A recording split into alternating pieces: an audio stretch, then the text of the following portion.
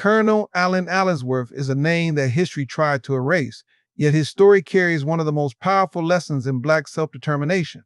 Born into slavery in 1842, Allen Allensworth endured what so many of our ancestors faced: chains, brutality, and forced servitude.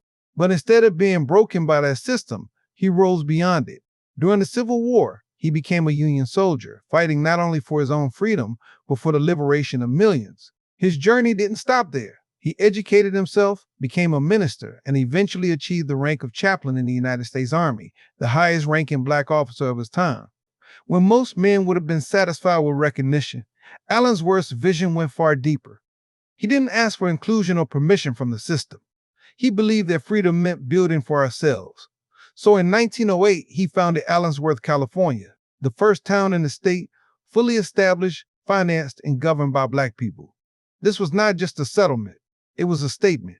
The town had homes, farms, thriving businesses, a school, a library, and the promise of a future where Black families could live without being limited by racist structures. But as history shows us, every time Black people carved out independence, there was pushback. Allensworth's success drew the envy and hostility of neighboring towns.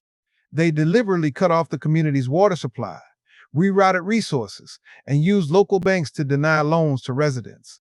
On top of that, state officials were pressured to look the other way, ensuring the town could not survive. And in a cruel twist, Colonel Allensworth himself died in what was called an accident. Many in the community believed it was no accident at all. Without water, without support, and without his leader, the town began to fade. Still, Allensworth was more than just a place on a map. It was a blueprint. It was proof that with vision, unity, and determination, Black people could govern, create, and thrive without waiting for validation from others. While the town's physical presence declined, its spirit remains alive in every Black community that insists on building from the ground up, in every dream that says, "We don't wait, we create." Colonel Allen Allensworth's name was buried by those who feared the example he set. But today, telling his story is how we restore him to his rightful place in our history. He was not only a soldier, a minister, and an educator. He was the architect of Black freedom, and his blueprint still calls out to us, don't wait for justice.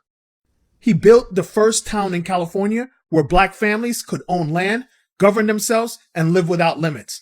Then, neighboring towns got jealous and cut their water supply off, and then did something to make sure no one ever spoke his name again. Meet Colonel Allen Allensworth. Born enslaved in 1842, he rose to become a Union soldier, a minister, an educator, and the highest-ranking Black officer in the U.S. Army when he retired. He didn't ask for inclusion. Instead, he built independence. In 1908, he founded a town with purpose. Allensworth, California had homes, farms, businesses, a school, a library, and a chance. It was a blueprint for Black freedom, right in the middle of California.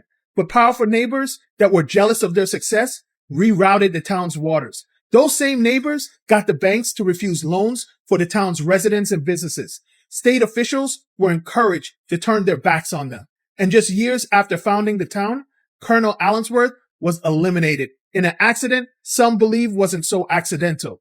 Without water, funding, or the founder, the town faded. The dream dried up in the dust. But the blueprint didn't die. It lives on in every Black community built from the ground up. In every dream that says, "We don't wait, we create." Put his name back in the story. Colonel Allen Allensworth. Let's make sure he's never forgotten. And please remember, we don't wait, we create.